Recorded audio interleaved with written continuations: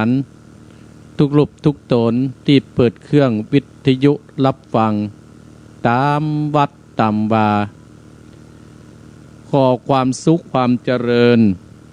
จงบังเกิดแก่บรรดาศรัทธาญาติโยมบรรดาพ่ออุ้ยแม่อุ้ยพ่อออกแม่ออกพี่น้องศรัทธาญาติโยมทั้งหลายที่เปิดเครื่องวิทยุรับฟังอยู่ที่วัดที่วาเนอศรัทธาญาติโยมก็รู้สึกว่าวิทยุอัตมาภาพเริ่มมีปัญหาเห็นแล้วอัตมาภาพก็ได้เข้ารายการมรดกธรรมการเมืองก็ในยามเย็นในช่วงพรรษาศรัทธาญาติโยมแต่ปักอัตมาภาพสงสัยจะรวมทั้งวันนี้ก็ขอสุมาอาภัยเนอศรัทธาญาติโยมก็ได้ปรับตกแต่งบางวันก็ดีบางวันก็ดีแล้วแต่อันนี้เนาะศรัทธาญาติโยมเนาะเอาละศรัทธาญาติโยมรายการมรดกธรรมการเมืองที่จบไปนั่นก็หมายมีท่านปราชกิติพงษ์วัดสันขยอมได้เทศน้ำเทศธรรมจบไปเป็นชั่วโมงแรกในวันนี้อาตมาภาพก็มาต่อโดยเป็นมรดกธรรมการเมืองชื่อว่าขันทะมาตกะพญาคังคากผูกท่วนสอง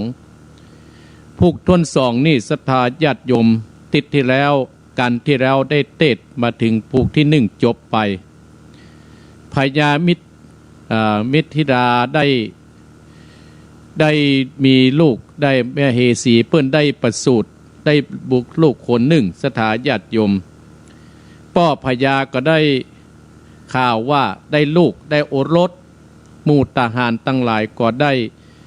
ไปห้องไปบอกขึ้นต้านได้มาดูหมู่ทหารก็ได้ไปบอกว่าพ่อพญาเนอลูกของต้านนั่นนะเกิดบ่าคนที่บ่าแงมตะไดเนอก็ดูแล้วก็พอว่าข้างคากก็ใจเป็นกบก็แม่นก็ว่าไปต่างๆนานาแต่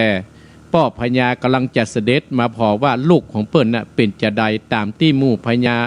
หมู่เสนาอามาตย์หรือว่าหมู่โหนหลวงเขาได้ไปแจ้งอันก่อเขาก็จะได้มาพอมาก่อย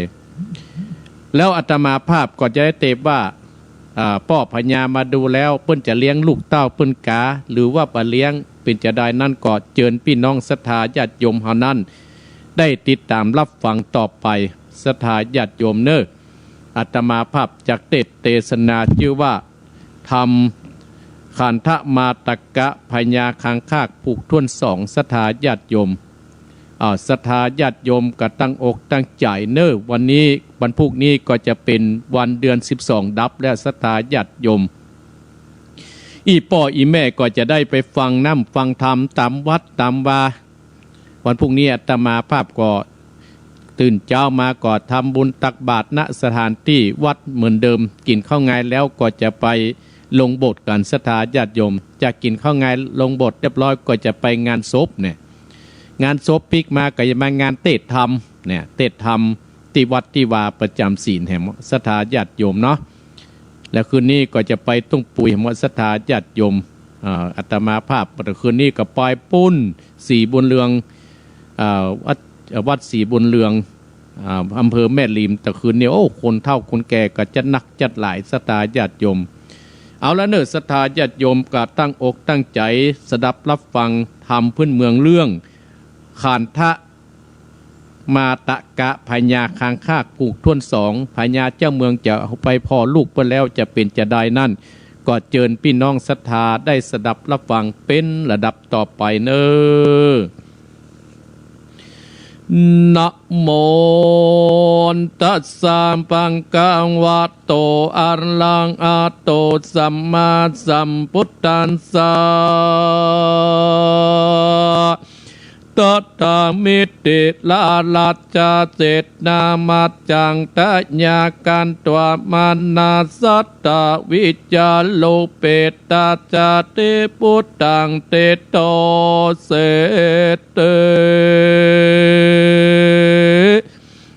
สันตะโวตุนานสามโปดเดสาตั้งหลายตั้งยิงใจม้วนหมู่ปากันฟังตามสันตานิวิตโย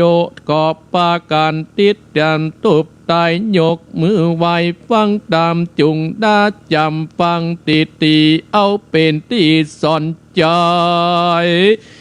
จะดกไก่แต่ก่อนเช่นปูมันปิตาสืบการสันมาแต่ตายจุงก้วยไก่เอาสารเอาเป็นยานวิเศษขี่ข้ามเขตมันไปเปิ้นเนปัจจัยส่งโยได้อยู่สวัสดีสัทธามีใหญ่น้อยตั้งไปอ้อยใจมันไข้ไปปันไปเกิดจันฟ้าเลิศเมืองสวรรค์ไปปันไปรอดเวียงแก้วยอดนิดละปานจริงตันเข้านามบัดปูปั้มปัจจัยสินดวงใสอาแปดรักษากดแกดกับตนนะเมื่อวาวจำโมปากันนั่งอยู่ฟังตามสถานีวิทโยตันต่างหลายจุงได้จำติดต่อตามบัดโคลำดับไปบัดนี้แดดเตอตาในกาดละนันลาวตนเจ้าเมืองมิติลากันว่าลงจากปราสาทกอปาอามาตเตรียมใจเสร็จนาไหนมวลหมู่เข้าไปสู่ออจันเล็งอันลูกแก้วอันเกิดแล้วหมื่นตามีกะแหน่กวนลากดังกางคากเป็นไม้เจ้าบุญไปยศใหญ่ก็กาดนิ่งใจว่าสันได้นานเล่าเจ้าหนอดเน่าบุตรตาได้เกิดมาโดดโลกจักเป็นโจกต่อตามหรือเป็นกรรมยับลายตอบสันใจลาวีจักให้ดีนันใจบอกหูสันดอยดังไก่กรรมแต่เก่าโบราณเล่าสืบกันมาว่าคนนาบุญนามักกวางกอบปากันมาจังสมปานโปรดสงสารโลกได้ปนอับไม่เกืองกีกันว่าปัดละมีไปแก้วภัยแกดย่อมเป็นนาจริงเอากะญาซ่อนไว้บ่เฮือนใดน้อยดาดเล็งอันแลดนาอัศจรรย์ประเสริฐบังเกิดไปโลนเมื่อยามมุนแปกกวางสมบุญสมปันมากลายจริงปากรนะกฎหมายมอนหมู่เล็งอ่านปาการจอมานโนบดาวจักซ่อนกัจยา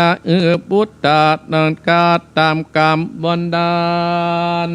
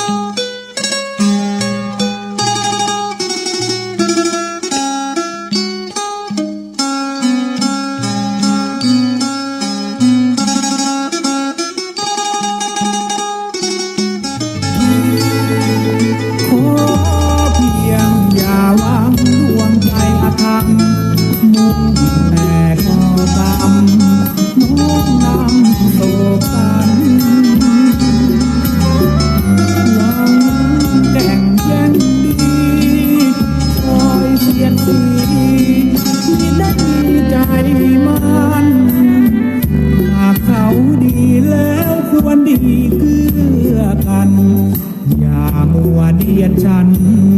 มิตรสัมพันธ์จะคลาย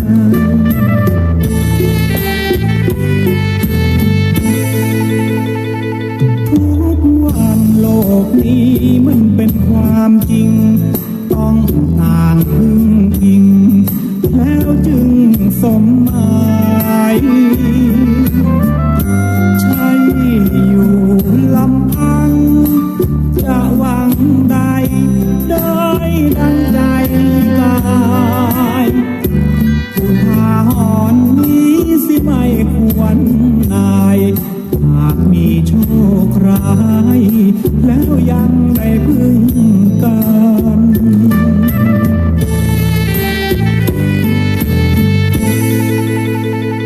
ทุกคนเกิดแล้วยังมีวันตายต้องควรคนควายหมายดีต่อกันแม้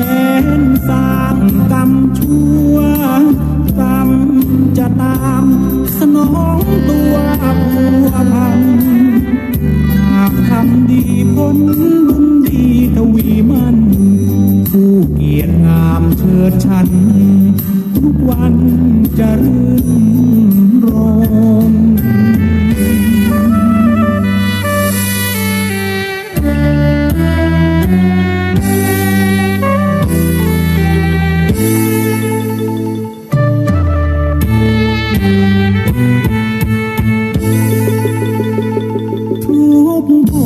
เกิดแล้วยังมีวันตายต้องควรคนควายหมายดีต่อกันแม้นสร้างกรรมชั่วกรรมจะตามสนองตัวผัวพันหากทำดีผลบุญดีทวีมันผู้เกียรติงามเชิดชันทุกวันจะรื่นรม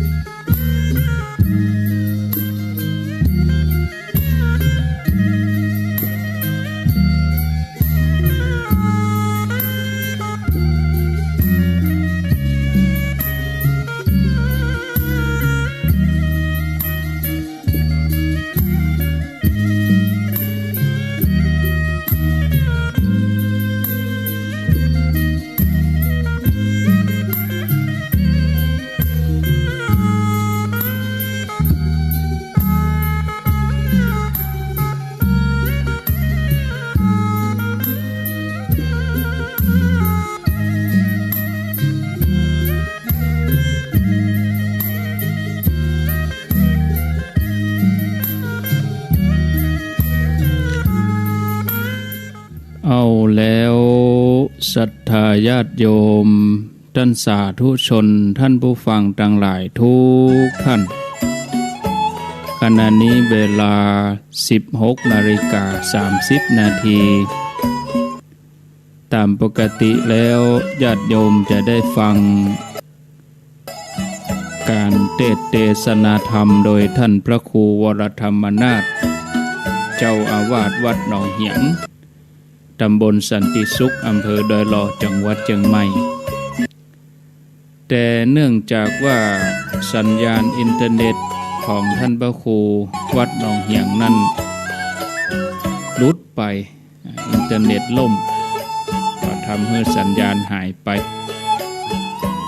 ท่านพระครูเปิ้นก็พยายามที่จะจัดรายการแต่ว่าสัญญาณอินเทอร์เน็ตนั้นก็เป็นใจก็หลุดไปเหี่ยอาตมาภาพก็อย่างที่บอกญาติโยมตะกี้นะผู้เตื้อก็เปิดละไว้แล้วก็ไปเนี่ยการเนาะไปทำงานอย่างอื่นแล้วก็เปิดฟังบางทีก็เอาโทรศัพท์เปิดฟังไปด้วยวันนี้ก็คิดใจว่าโอ้ก็เดี๋ยวจะปิกมาสัก 4 โมงป่าย เปิดละไว้แล้วก็เตียวไปจะบอกเงินเดนเนี่ยการทำงานเนี่ยพอวันพุธเป็นวันศีลโอ้เตียวออกกุฏิไปตันเท่าใดกับโทรศัพท์มาอย่างดับไปยาสถานีดักไปยายังได้นี่ต้องสนั่นปั่นปืนเวลาสถานีดับนี่ญาติโยมจังเดือดกันนะเวลาสถานีดังดีสถานีได้ยินแล้วบอกเงือโทรบอกกำเนิดสัญญาณดีกำดีกับดักปิ้ง เวลาสถานีดับนี่โอ้โทรมาบอกโทรมาโต้ประท้วงกันอย่างนักเลยก็อาตมากับนึกว่าปกติดีนึกว่าเป็นตาสถานีปุ้นโอ้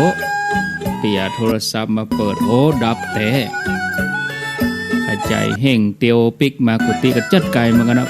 หลังวัดปนญาติโยมเห่งปิกมาโอ้ดับไปแต่เงียบปิงอินเทอร์เน็ตทันบคูวัดหนองเหียงลุดไปก็เลยว่ามันเป็นอย่างเวลาที่เหลือนี่นะก็เตียวมาถึงอิดถึงอย่างนะแต่กี้ต้นชั่วโมงแต่กี้นี่เป็นผู้หามากันเตียวมาฟังวิทยุมันดับก็กินน้ำกินอย่างพักสักกรรมกับปีกมาเข้ารายการอย่างประเดี๋ยวเนี่ยศรัทธาญาติโยมท่านทั้งหลายก็บ่ได้เกี่ยมมาอย่างนะบ่ได้เกี่ยมมาอย่างนักหนาก็พอเวลาถ้าจะเอาธรรมเทศน์ก็คงจะบ่พอกับเวลาเนี่ยประเด็นนี้4 โมงครึ่งละญาติโยมท่านผู้ฟังก็บรรยายธรรมโดยหัวข้อสั้นๆก็แล้วกันเนาะศรัทธาญาติโยมท่านผู้ฟังถ้าว่าดับเมื่อแรกตะกี้นะสัก4 โมง 10ตะกี้นะแล้วก็อาตมานั่งเฝ้าอยู่แล้วก็พยายามต่ออย่างใดก็ตอบบ่ได้อย่างอันนี้จะเทศธรรมฟังได้อยู่แต่ประเด็นนี้พอเวลาแล้วคงจะบัดตันเนาะศรัทธาญาติโยมท่านทั้งหลาย4 โมงกับ35 นาทีก็จะอู้ถึงเรื่องของการปูจาแล้วก็ความอดทนเนาะญาติโยมท่านผู้ฟังการปูจานี่มีลักษณะอย่างเดียวกันกับการฮื้อแต่มีเหตุต่างกันการฮื้อนั้นฮื้อโดยความที่ผู้ฮับมีความขาดแคลนหรือว่าฮื้อโดยหวังได้รับผลตอบแทนส่วนการปูจาได้แก่การฮื้อแก่ท่านผู้ที่มีอุปการะคุณแก่ตนหรือท่านที่มีคุณงามความดีโดยความเคารพนับถือเพื่อแสดงความเคารพตนเองคนที่ควรรับการปูจามี3คือชาติบุตรผู้เจริญด้วยชาติวัยวุฒิผู้เจริญด้วยวัยด้วยอายุคุณวุฒิผู้เจริญด้วยคุณงามความดีการปูจามี2 อย่างอามิตรปูจาด้วยอามิตรสิ่งของได้แก่การปูจาด้วยปัจจัย4คือถ้าเป็นพระเพิ่นก็ฮ้องว่าปัจจัย4จีวรอาหารบิณฑบาตเสนาสนะยารักษาโรคคิรณะเภสัชเนี่ยหรือปูจาด้วยดอกไม้ธูปเทียนเครื่องสักการะต่างๆตัวอย่างที่บรรดาพุทธศาสนิกชนศรัทธาญาติโยมทั้งหลายได้ปูจาพระพุทธเจ้าเพื่อเป็นเครื่องหมายแห่งการได้เคารพเลื่อมใสการได้ระลึกนึกถึงคุณงามความดีปฏิบัติปูจาด้วยการปฏิบัติตามได้แก่การเชื่อฟังคำสั่งสอนแล้วก็บ่ล่วงละเมิดในโอวาทคำสอนอย่างกับบรรดาพุทธศาสนิกชนได้ปฏิบัติตามคำสั่งสอนขององค์พระสัมมาสัมพุทธเจ้าถ้าพระพุทธศาสนา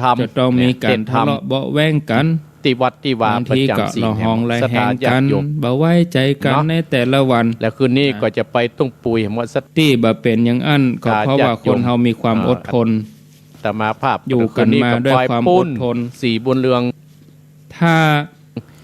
ความอดทนหม วั ด ดสีบุญเรือง จากใจเฮาเมื่อใดแล้ว อำเภอแม่ริม เมื่อนั้น แต่คืโอ้คนเฒ่าคนแก่ ค ก็ วาม จะห ทุ นั ก ก ข์ความเดือดร้อนก็จะเข้ามาแทนที่ความสงบสุข เอาละเนิดศรัทธา ศรั ญา ท ติโย ธาม ญาติโยมท่านสา ผม ธุ ก็ ชน ตั้งอกตั้งใจสดับ อ รั ด บ ทน ฟัง ต่อความ ทำ ลำบากอดทน พื้น ต่อ เมืองเรื่อง ขาน ความ พระ ตรากตรำลำบากตรากตรำ มา อดท ตะ นต่อก ะ ควา พ ม ญา เจ็บ คาน ใจ ธาตุ นะ ผูกท่วนสอง ท่านผู้ฟัง พ ญาติ ญา โยม เจ้าเมืองจะไปพอลูก อันนี้ ไปแล้ว ถ้า จะ เรา เป็นจะได้นะ มีความอดทน ก็เจิญ ผ่ พี่น้อง จุ ศรัทธา มาป ได้สดับรับฟัง โอ้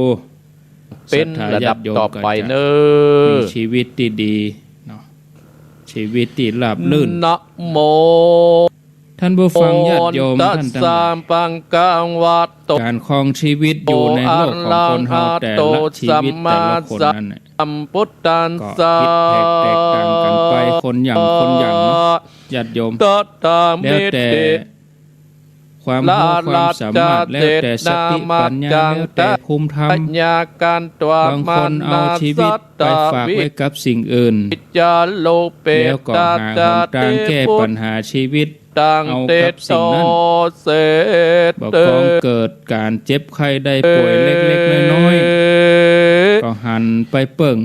สัน เอา ส สิ่ง ว นั้น ดุนดานสัมโพ บาง ธ ทีก็เกิด เด ว่า ตาตั้งหลายตั้ง อัน ยิ อย่าง งที่ ใจ นอกเหนือธรรมชาตินั้นมาทำโทษ กันฟังตา โท ม ษคน ตาม นั้นโทษคนนี้ สันตา โทษ นี ผี วิ สางเทวดา โยก็ป โทษนั้นโทษนี้ ติดยัน ชีวิตของสัตว์ ยกมื บาง อ ทีก็บ่ฮู้ภาษีภาษาอย่างกับเรื่องของคนก็ ฟัง ไป ติด รับเคราะห์กรรมไปโดย ตีเอา เอา เป็ ไป น เอา ที่ มาก็ สอน ตกเป็น จ เหยื่อตกเป็นอาหารสังเวย จะด กลาย ก เป็น ไก่ เครื่อง แต่ สังเว ก็ ย ตามความต้องการของคนบางที สืบการ คนเฮานี่ สันมา ประสบ แต่ เคราะห์ ตาย ได้รับ จุง เคราะห์ ไว้ไกล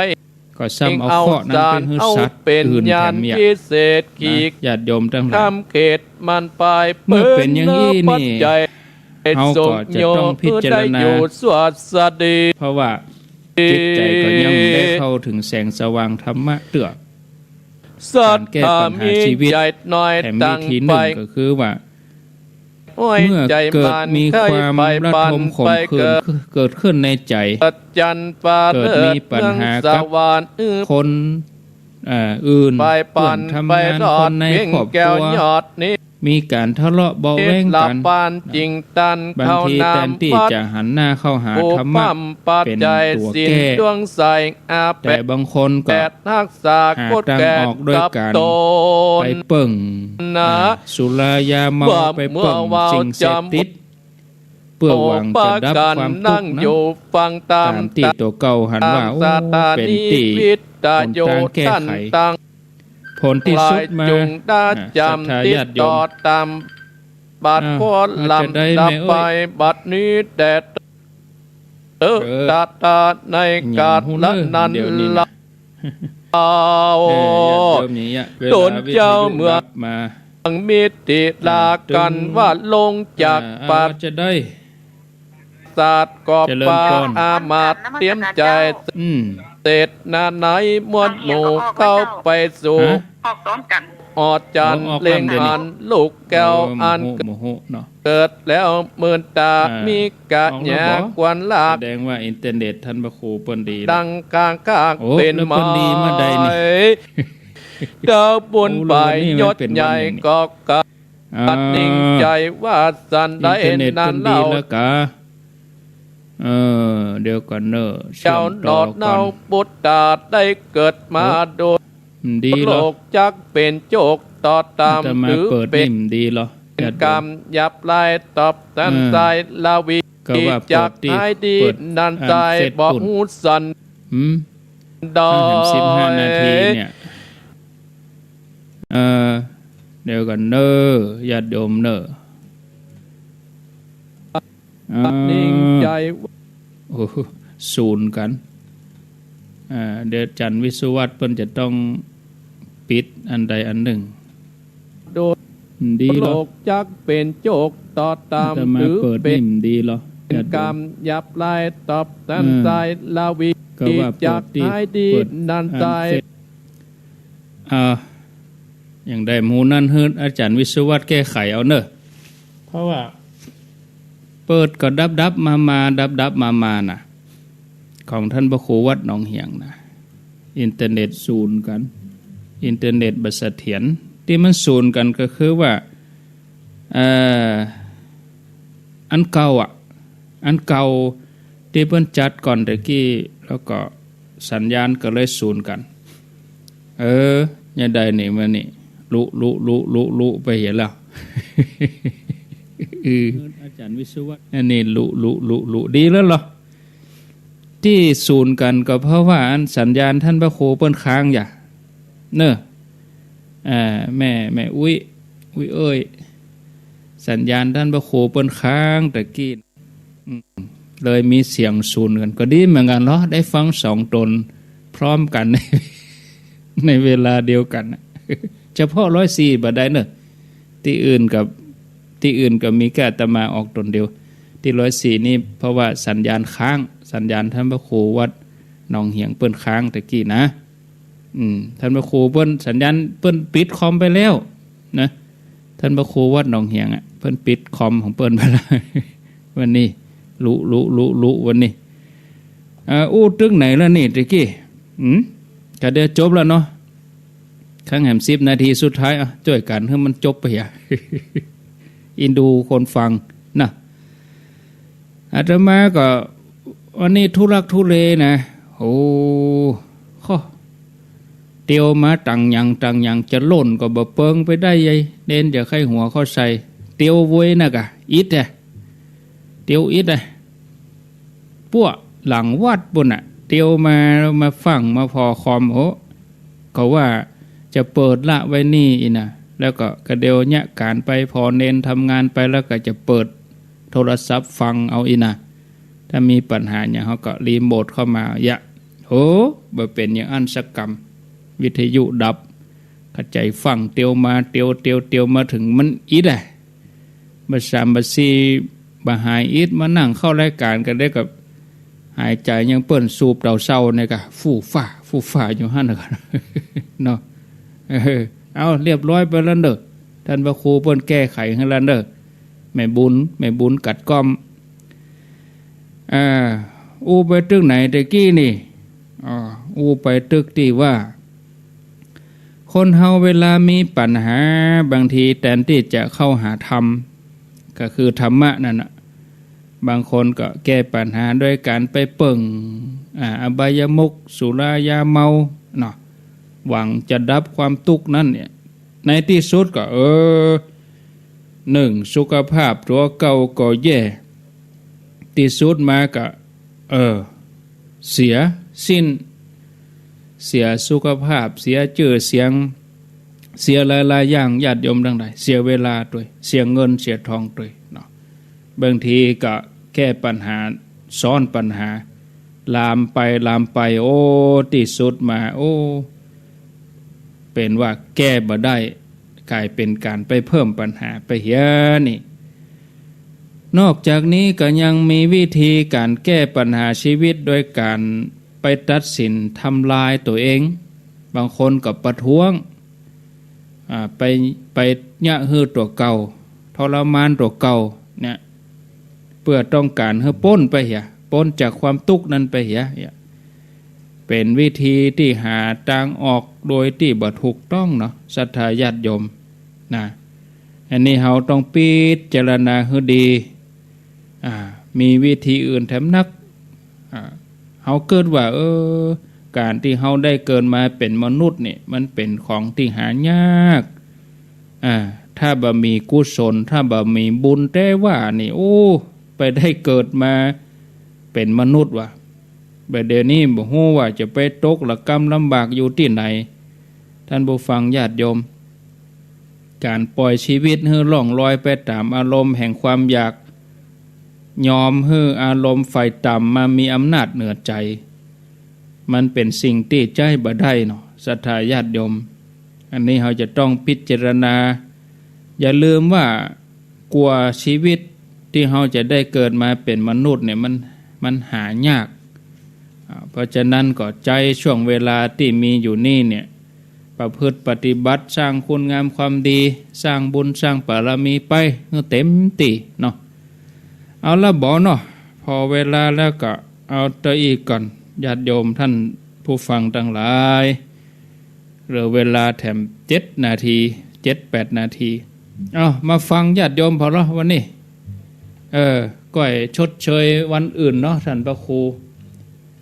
รูวรธรรมนาถวันนี้อินเทอร์เน็ตแบบเป็นใจอินเทอร์เน็ตแบบเป็นใจล่มไปกำลังเทศไปได้10 กว่านาทีอาตมาก็ไปทำธุระภาระวันนี้วันโกนวันพุกจะเป็นวันพระเป็นวันศีลก็ว่าจะไปใจบอกขึ้นเด่นยากการกันแล้วเตียวไปพอจะถึงแล้วนะกำลังจะบอกขึ้นเด่นเดี๋ยวนี้เน้นก็ว่างงานเลยกะเน้นไปได้เนี่ยอย่างบอกบัตรดันฝั่งวายปิกมาแปลงอินเทอร์เน็ตแปลงวิทยุนี่อย่าเลยว่าวไปชั่วโมงละงานเลยมันได้เนี่ยก็เดี๋ยวออกแล้วกันแล้วก็จะไปบอกขึ้นเด่นแถมกรรมก่อนนะ0998366322ไผมีหยังจะอู้จะจาก็ขอเจริญปอนโทรเข้ามาเลยเดี๋ยวจะได้ลาแล้วป้นไป1 วัน วันนี้นี่ทุรักทุเลชุกลงหุกหน่อยอินเทอร์เน็ตท่านพระครูวัดหนองเหียงรุดอาตมากับถ้าว่าเกียมตัวไว้ก็มาเข้ารายการได้อยู่แต่ว่าไม่ได้เกียมไว้เป็นแต่ว่าเนาะเจริญปอนกราบนมัสการเจ้าท่านพระครูอยากไม่ขันแก้วไม่อายประแดงเจ้าไม่ขันแก้วเนาะเจ้าแต่ว่ามาถึงบ้าน6 โมงครึ่งอ่ะต่อ6 โมงครึ่งเจ้าเดินทาง4 ชั่วโมงท่านพระครูถึงเว้ยอยู่รู้เนาะถึงเว้ยอยู่แต่ว่านะโมทนาวัดกว้างลำไปนะการหันน่ะวัดกว้างลำไปเตียวอีกอ่ะกับโทรศัพท์กับวิทยุดับเนี่ยกะโมทนา0998366322มีกะเข้ามาจะอู้จะจาก็ขอเจริญปอนบทละเนิ่มเด่นนะบทละญาติโยมมาจามหะมะจามแล้วก็ลุไปให้มะเสียงแต่กี้ไปจะไปนี่อย่าบอกให้เด่นเขาตัดหญ้าตัดอย่างกับเจริญปอนแม่ก็ว่าอย่างมาเทศ2 ตนด้วยกันนอกไม่ยากนักขาดบ่จบประจำอันแต่กี้สัญญาณเปิ้นค้างอย่ามันซ้อนกันสัญญาณท่านพระครูเปิ้นค้างไปติ๊กๆอ่ะแม่ก็ว่าอย่างออก2 ตนนี่ว่าสัญญาณเปิ้นค้างไว้ตะคืนมันเสียเหรออันน่ะอินเทอร์เน็ตอย่างเนี้ยแล้ว5 ทุ่มตะคืนละ Facebook อย่าใจอินเทอร์เน็ต Facebook มันล่มมันล่มอ่ะตะคืนน่ะมาตีอีเนี่ยล่มทั่วโลกเจ้านะเจ้าสาธุล่มทั่วโลกอ่ะเนาะบางทีคนเฮามันไปยึดมั่นตัวนั้นลำไปบางคนนี่เป็นทุรนทุรายนะFacebook ล่มนี่เป็นว่าโอ้เครียดกินบ่ได้นอนบ่หลับอาตมาว่าโหอย่างล่ำเหลือแต่ก่อนเฮาก็บ่ใช่มี Facebook Facebook บ่ได้เล่นกลายเป็นวิถีชีวิตไปเหี้ยล่ะบ่กอง Facebook ล่มเฮาได้หันสัจธรรมนะหันก็โยมความแน่นอนคือความบ่แน่นอนเฮาเอาชีวิตเอาวิถีของเฮาไปอิงกับสิ่งหมู่นี้เกินไปอ่ะเอาไปเอามา Facebook ล่มก็เลยเป็นว่าบ่เนี่ยหยังอีกก็ว่าเนี่ยหยังบ่ได้เป็นว่าบางคนนี่เป็นทุรนทุรายแต่ก็หามาดีเมื่อ 6-7 โมงนี่ก็ Facebook ล่มไปเมื่อคืนมาถึงเมื่อเจ้าวันนี้มันได้วันนี้ก็ใจได้โดยเฉพาะหมู่วัยรุ่นนี่ก็หมู่ที่เปิ้น กาขายต่าง Facebook โธ่หมู่ที่เปิ้นกาขายหมู่ที่เปิ้นขายออนไลน์หมู่ที่เปิ้นไลฟ์สดกาหยังกะหมู่เนี่ยเอ้าเขาเดือดร้อนกะอย่างคนเฒ่าเฮาอย่างอาตมาเขานี่มันก็ธรรมดามันล่มไปแหก็จังมันหยัง